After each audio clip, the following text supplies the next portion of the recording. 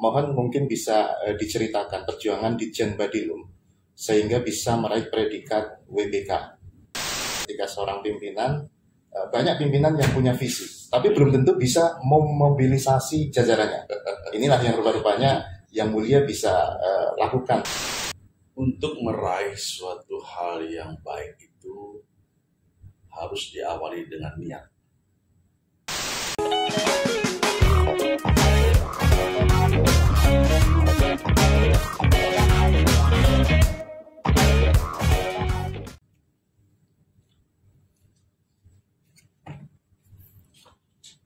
Podcast Ditjen Badilum atau Podium kali ini kita bincang-bincang bersama PLT Dirjen Badan Peradilan Umum yang mulia Dr. H. Prim Haryadi SHMH. Beliau PLT Dirjen Badilum, sebelumnya Dirjen Badilum dan kini juga sebagai Hakim Agung. Kita akan bincang-bincang sekilas mengenai pembangunan zona integritas Ditjen Badilum dan sekaligus pengalaman beliau membangun zona integritas Ditjen Badilum, karena pada tahun 2021 Ditjen Badilum meraih predikat WBK. Apa kabar yang mulia? Ya, alhamdulillah baik. Saya izin buka masker ya. Ya, sehat selalu yang mulia. Ya, alhamdulillah. Jadi yang mulia ini prestasi luar biasa. Ditjen Badilum tahun 2021, tepatnya 20 Desember tahun 2021 meraih predikat WBK. Tentu saja ini diraih dengan perjuangan.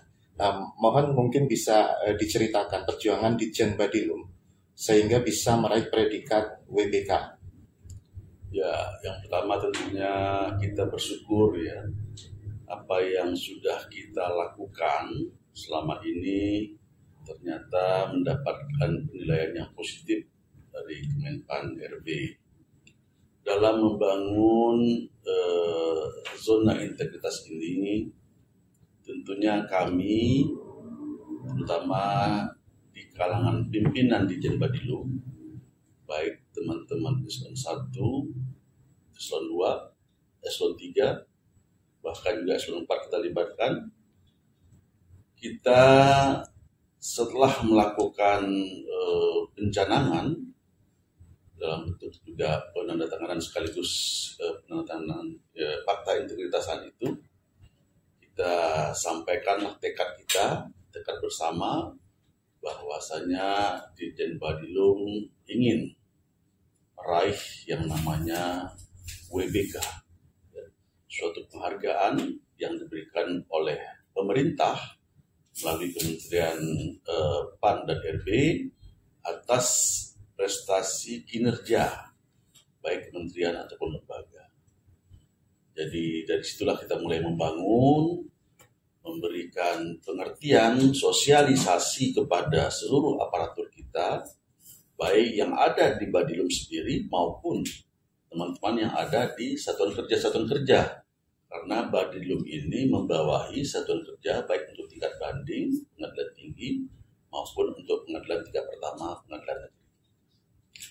Ketika membangun zona integritas ini kan bukan sesuatu yang mudah yang mulia ya. Tentu saja banyak tantangannya. Juga mungkin kesibukan yang mulia yang begitu padat, namun tetap masih bisa meraih predikat WBK tahun 2021. Ini kiat-kiatnya apa yang mulia? Jadi memang dalam membangun ZI ini yang paling utama adalah komitmen. Komitmen dari pimpinan itu yang paling utama.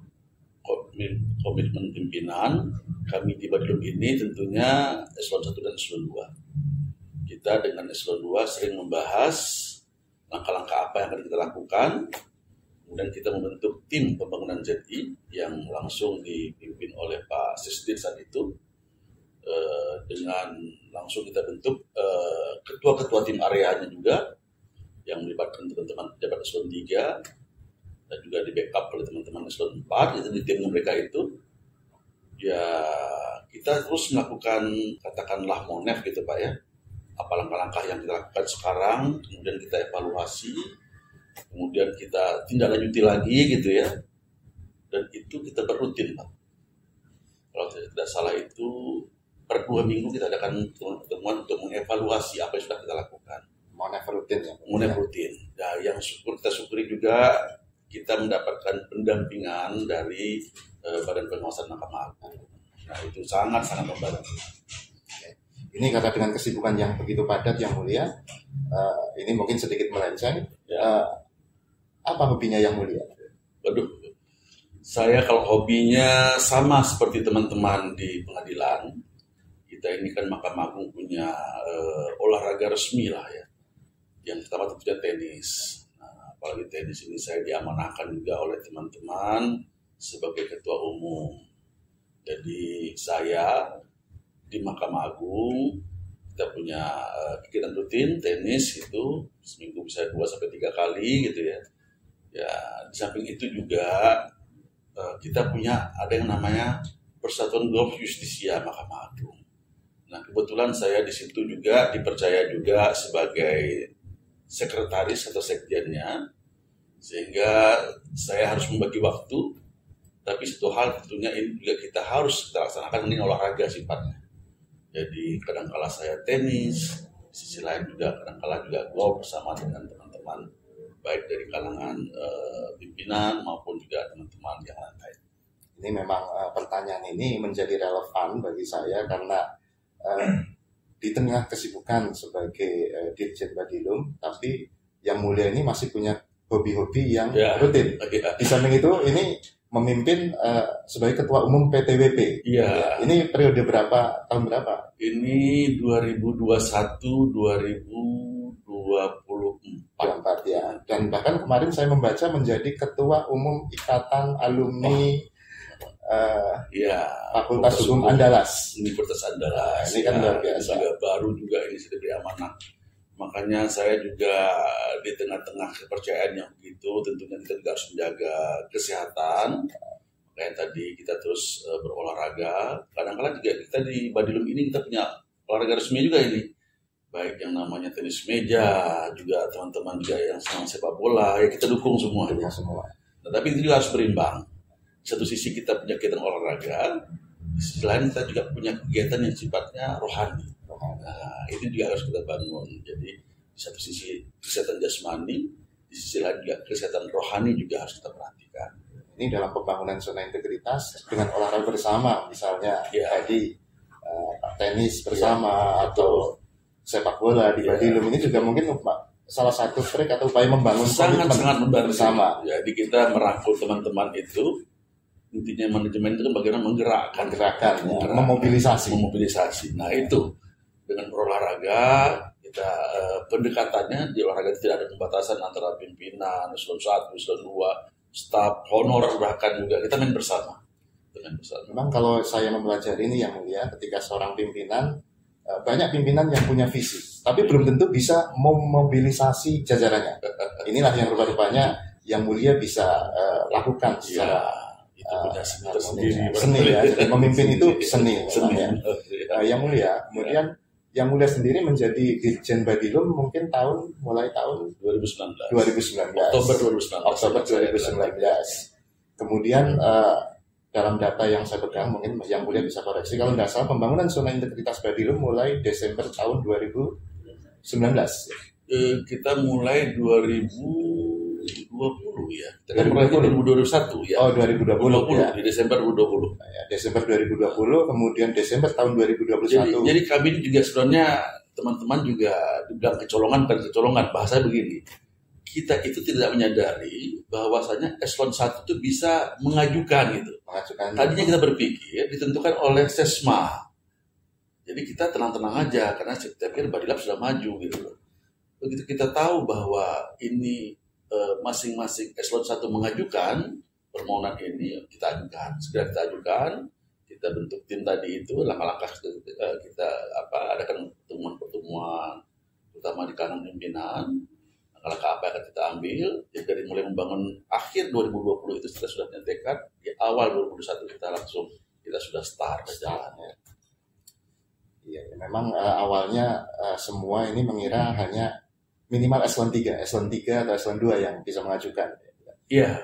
Namun saya melihat sendiri sebenarnya Dirjen Badilum walaupun belum membangun zona integritas dalam arti belum pencanangan atau belum penguatan, sebelumnya sudah banyak sekali perubahan. Betul, sebenarnya kita mencobalah melakukan hal-hal yang sifatnya itu itu memberikan pelayanan yang terbaik kepada stakeholder kita, baik itu satker-satker maupun juga tentunya kepada para pencari keadilan.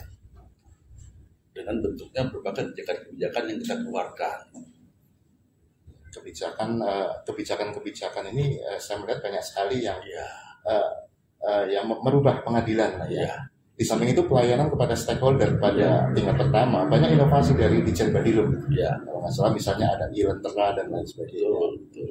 Ini bagaimana Yang Mulia, bagaimana memotivasi jajaran di Badilum untuk berkreasi atau berinovasi atau berinisiatif? Jadi inovasi itu muncul dikarenakan ada beberapa permasalahan yang timbul. Saya contohkan, kita punya inovasi yang namanya perkusi. Perkusi ini timbul dikarenakan ada temuan dari BPK saat itu yang menyatakan bahwa kinerja pengadilan ini dinilai kurang baik atau dalam penyelesaian perkara-perkara eksekusi ini banyak yang masih tertahan. Nah, dengan dasar itu kita lakukanlah inovasi. Ada yang namanya aplikasi perkusi. Dengan perkusi ini kita bisa memonitor di seluruh satuan kerja kita berapa jumlah eksekusi yang dimohonkan oleh para pihak, berapa eksekusi yang sudah dilaksanakan, berapa eksekusi yang belum dilaksanakan, dan apa kendalanya.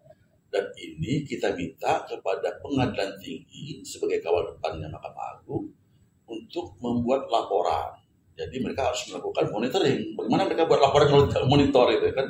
Nah, mereka melakukan monitoring evaluasi kepada jajaran satker tingkat pertama dan membuat laporan kepada kita sehingga kita punya data.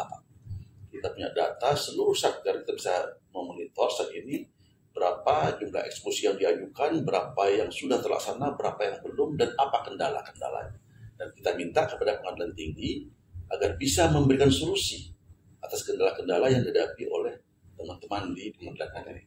Ini perkusi ini kalau untuk di tingkat pertama, untuk pimpinan, ketika dia dilantik, mungkin baru dilantik langsung bisa tahu dengan melihat perkusi. Betul. Ini ada eksekusi sekian banyak, ini belum dilaksanakan, ini kendalanya apa? Dan kita berikan pedoman, jika terjadi serah terima jabatan, eksekusi harus dilaporkan.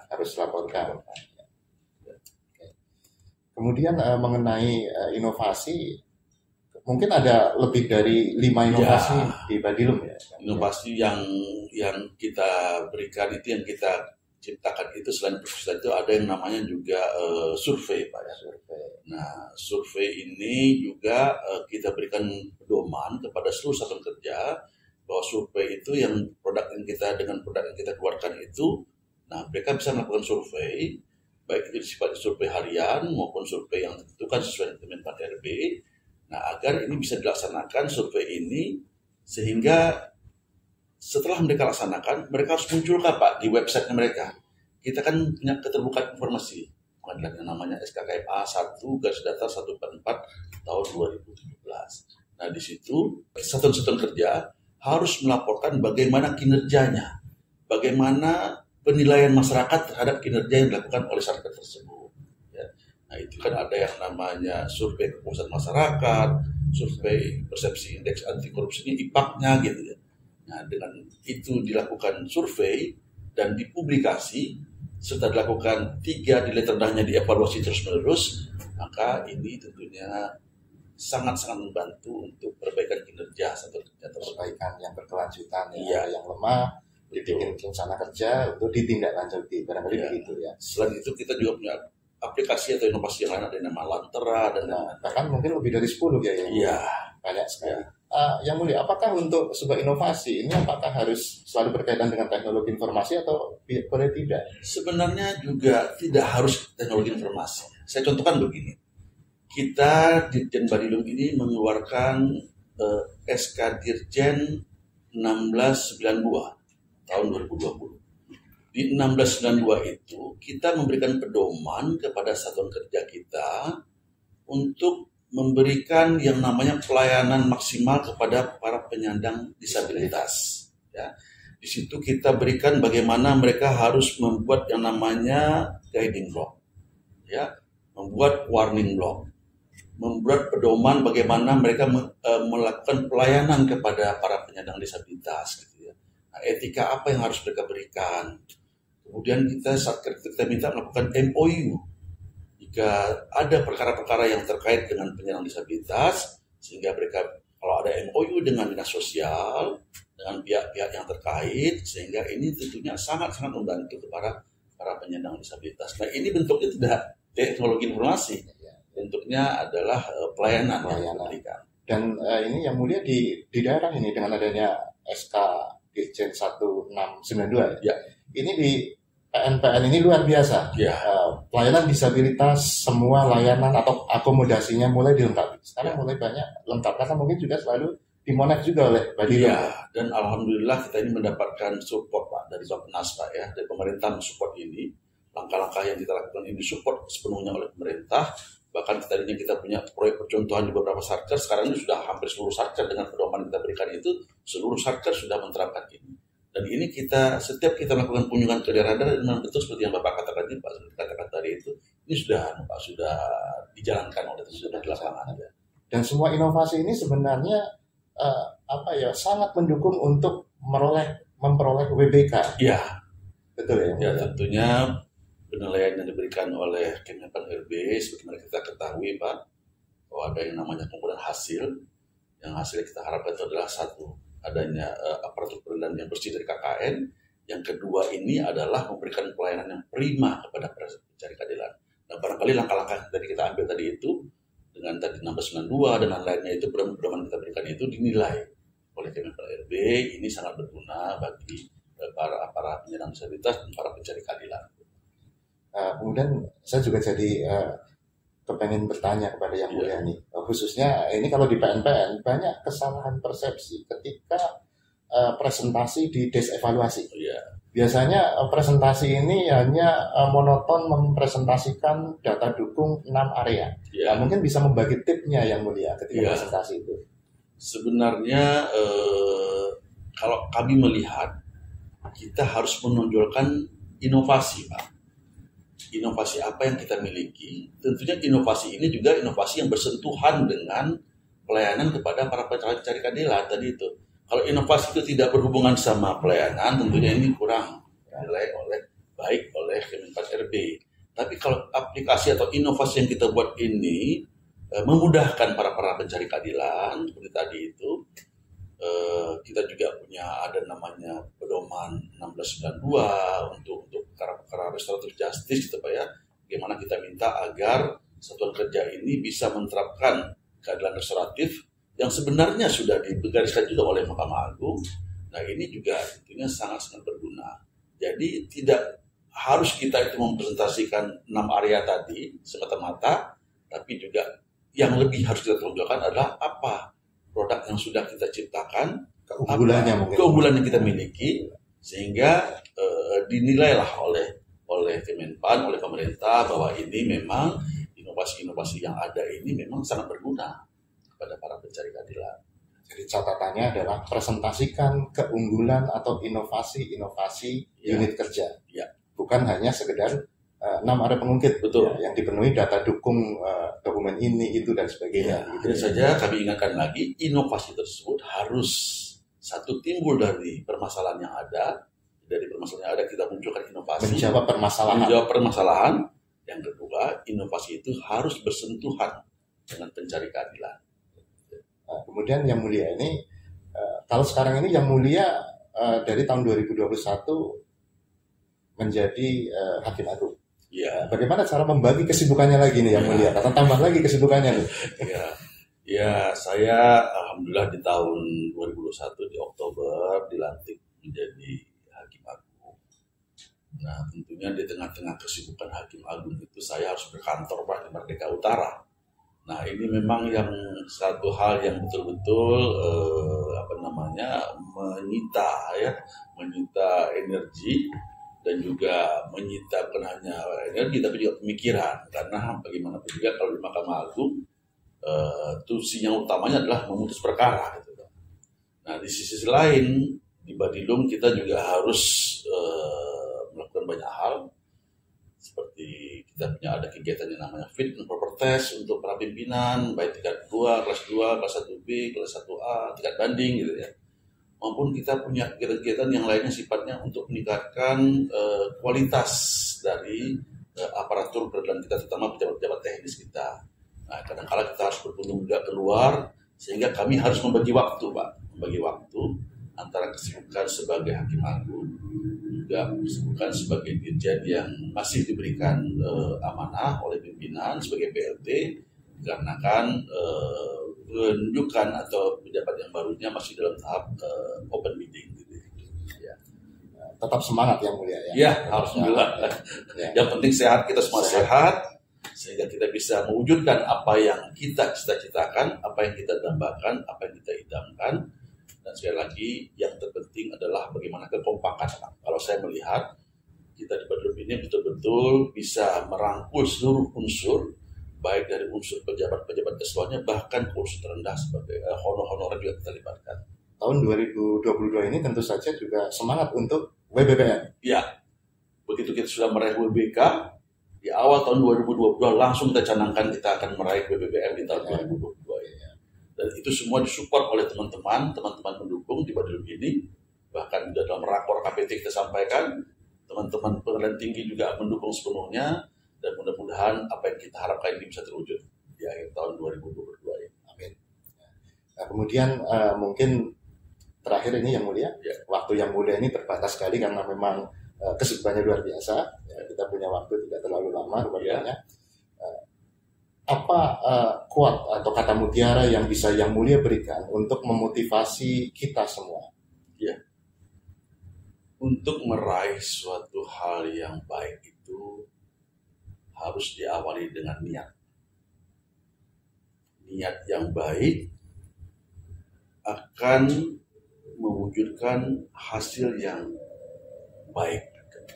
Kalau tidak diawali dengan niat yang baik, tidak akan sulit kita mendapatkan suatu hasil kerja yang maksimal, dan tentunya sulit untuk kita dapatkan hasil yang maksimal apa yang kita harapkan.